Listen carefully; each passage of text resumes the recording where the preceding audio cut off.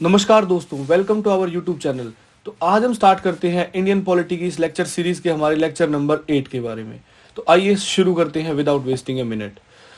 आज के इस लेक्चर के अंदर हम आपको एक्सप्लेन करके बताएंगे government of India act 1858 and the Indian council act of 1861 के बारे में। तो आइए शुरू करते। गवर्नमेंट ऑफ इंडिया एक्ट 1858 को पढ़ने से पहले आप एक चीज समझ लीजिए कि 1857 में हुआ था रिवोल्ट, 1857 के अंदर हुआ था रिवोल्ट। उस रिवोल्ट के बाद होता क्या है कि इससे पहले जो एक्ट आ रहे थे वो ईस्ट इंडिया कंपनी को गवर्न कर रहे थे, बट अब जो एक्ट आ रहे हैं वो ईस्ट इंडिया कंपनी को गवर्न नहीं कर रहे हैं, वो ब्रिटिश पार्लियामेंट पास कर रही है to make crown rule, to establish crown rule in India. तो फर्स्ट जो इससे पहले के जो एक्ट थे, जैसे हमने फर्स्ट इससे जब हमने ये सीरीज स्टार्ट की थी उस लेक्चर के अंदर हमने बताया था कि 1773 से लेके और 1853 तक के जो एक्ट थे वो कंपनी रूल के अंदर एक्ट है। बाकी 1858 से लेके और 1947 तक के जो एक्ट्स हैं वो क्राउन रूल के अंदर एक्ट आए हैं, क्योंकि 1857 की क्रांति के बाद ब्रिटिश पार्लियामेंट ने अपने हाथ में सारी पावर्स ले ली थी और ईस्ट इंडिया कंपनी का कोई रोल नहीं है इंडिया के अंदर। तो आइए स्टार्ट करते हैं इस एक्ट के फीचर्स के बारे में। The first important feature of this act is this act was known for good government of India। इस एक्ट को गुड गवर्नमेंट ऑफ और इंडिया एक्ट भी बोला गया है। अब ये क्वेश्चन पेपर में आया है कि which act was known as the good government for India. तो गवर्नमेंट ऑफ इंडिया एक्ट 1858 को बोला गया था, it establish the good government for India, right. Now the next point is it created a new post, viceroy of India. इसने एक नई post का निर्माण किया, वॉइस रॉय ऑफ इंडिया, और सेम पर्सन को ही अपॉइंट किया गया गवर्नर जनरल और वॉइस रॉय की पोजीशन पे, ताकि कोई डिस्प्यूट ना हो, right. Viceroy is to look on the external matters and governor general look on the internal matters. ये इंटरनल मैटर्स को देखता था और वॉइस रॉय एक्सटर्नल मैटर्स को देखते थे। तो इस पोस्ट को क्रिएट किया गया, इसके अंदर गवर्नर जनरल की पोस्ट को अबोलिश नहीं किया गया है। ये चीज आप अपने माइंड में क्लियर रखें, क्योंकि कुछ बुक्स के अंदर मेंशन है कि it abolish the post of governor general और वॉइस रॉय की पोस्ट नहीं ही बना दी। नहीं, ऐसा कुछ नहीं था। गवर्नर जनरल की पोस्ट भी कंटिन्यू थी एंड वॉइस रॉय की पोस्ट भी कंटिन्यू थी। उन दोनों पोस्ट पे कंफ्यूजन ना हो इसलिए एक ही आदमी को ये पोस्ट दे दी गई। Now the next important point is Lord Canning is the first viceroy of India. Lord Canning India के फर्स्ट वॉइस रॉय थे। अगर आपसे स्टेटमेंट आती कि Lord Canning is the last governor general of India, so this statement is totally wrong. No, he is not the last governor general of India, he is the first viceroy of India। The last governor general for independent India is the C Rajgopalachari and the last governor general for colonized India, colonial India, was Lord Mountbatten। Now the next point is it created a new office of secretary of state for India। एक नया office इन्होंने बनाया secretary of state. अब ये secretary of state है क्या चीज, इस चीज को समझिए आप। जो सेक्रेटरी ऑफ स्टेट का ऑफिस है, सेक्रेटरी ऑफ स्टेट का ऑफिस बेसिकली क्या था कि ये जो सेक्रेटरी ऑफ स्टेट होगा ये ब्रिटिश पार्लियामेंट के अंदर यानी कि ब्रिटिश गवर्नमेंट में कैबिनेट मिनिस्टर रैंक का मेंबर होगा। पहली चीज तो ये, तो साफ सी बात है ये ब्रिटिश पार्लियामेंट का रिप्रेजेंटेटिव है इंडिया के अंदर। ब्रिटिश पार्लियामेंट का रिप्रेजेंटेटिव कौन होगा, सेक्रेटरी ऑफ स्टेट। और वॉइस रॉय जो थे वो रिप्रेजेंटेटिव थे क्राउन के इंडिया के अंदर। तो पार्लियामेंट ने अपने हाथ में भी कंट्रोल ले लिए कुछ, उन्होंने अपना एक रिप्रेजेंटेटिव भेज दिया इंडिया में सेक्रेटरी ऑफ स्टेट नाम से। It wasted with complete authority and control over Indian administration. इनके पास सारी अथॉरिटी थी और कंट्रोल था इंडियन एडमिनिस्ट्रेशन पे। अब सेक्रेटरी ऑफ स्टेट को अगर काम करना है तो इसके लिए काउंसिल भी चाहिए, तो इसको असिस्ट करने के लिए 15 मेंबर की काउंसिल भी बनाई गई, राइट। एक 15 मेंबर की काउंसिल को बनाया गया to assist the secretary of state in its working functions, right.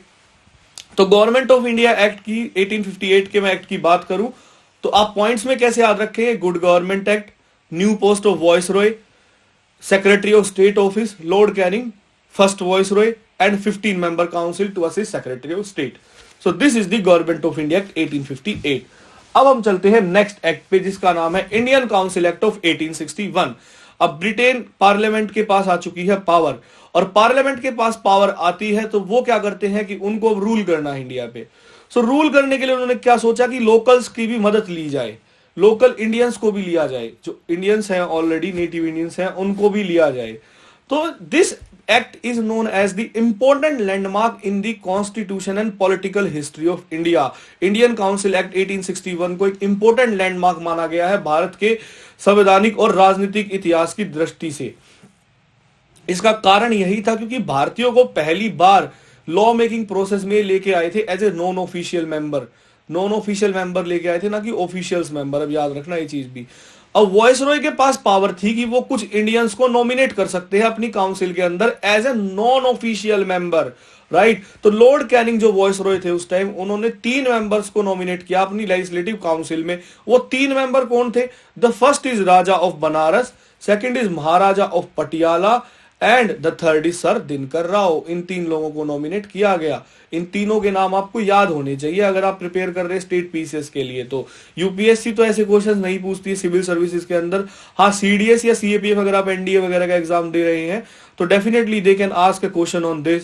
But if you are preparing for state public service commission exam तो you need to remember these names. Now the next point is it initiated the process of decentralization।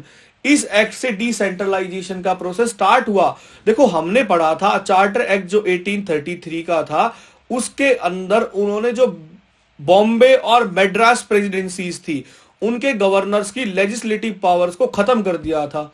But उन power को दोबारा से restore किया गया 1861 के act से।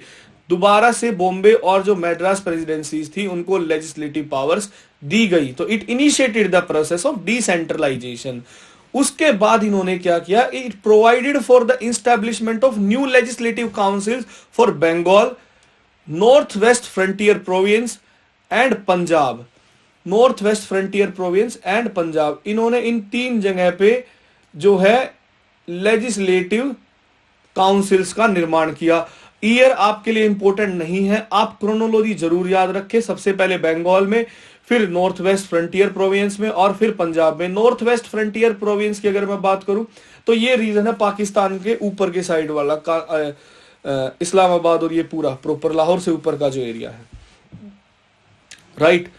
Year किसको याद करने? अगर आप स्टेट पीसीएस के लिए प्रिपेयर कर रहे हैं तो आपको ईयर्स भी याद होने चाहिए। मैच द फॉलोइंग में पूछा जा सकता है आपसे। 1862 के अंदर बंगाल में, नॉर्थ वेस्ट फ्रंटियर प्रोविंस के अंदर 1866 में और पंजाब के अंदर 1897 के अंदर। उसके बाद नेक्स्ट पॉइंट है it give recognition to the portfolio system introduced by lord Canning in 1859। So this act, Indian Council Act of 1861, give recognition to the portfolio system।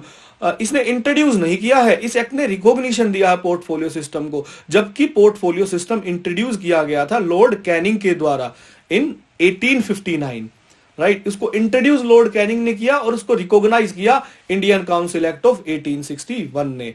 अब पोर्टफोलियो सिस्टम होता क्या है? पोर्टफोलियो सिस्टम आप ऐसे समझ सकते हैं जैसे इंडिया के अंदर मिनिस्ट्रीज हैं, right. For example ministry of finance है। मिनिस्ट्री ऑफ फाइनेंस के अंदर डिपार्टमेंट ऑफ एक्सपेंडिचर भी है, डिपार्टमेंट ऑफ इकोनॉमिक अफेयर्स भी है और भी डिपार्टमेंट्स है।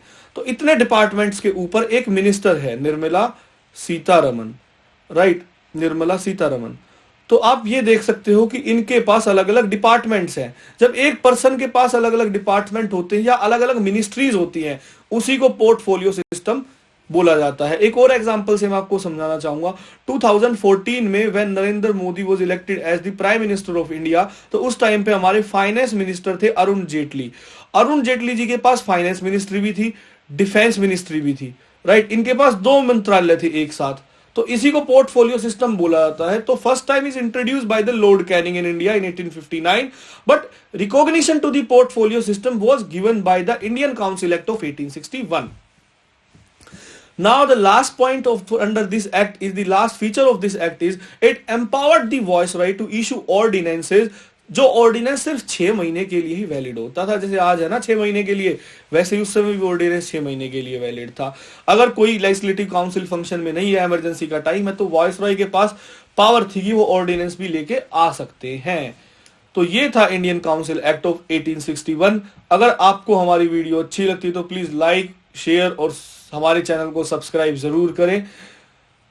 और इस वीडियो के नोट्स आपको हमारी वेबसाइट www.reignite20s20s20s.com पे आपको ये नोट्स मिल जाएंगे, या फिर आप हमारे टेलीग्राम हैंडल पे जाके भी डाउनलोड कर सकते हैं, जो कि है @reignitehcs और @reigniteupsc।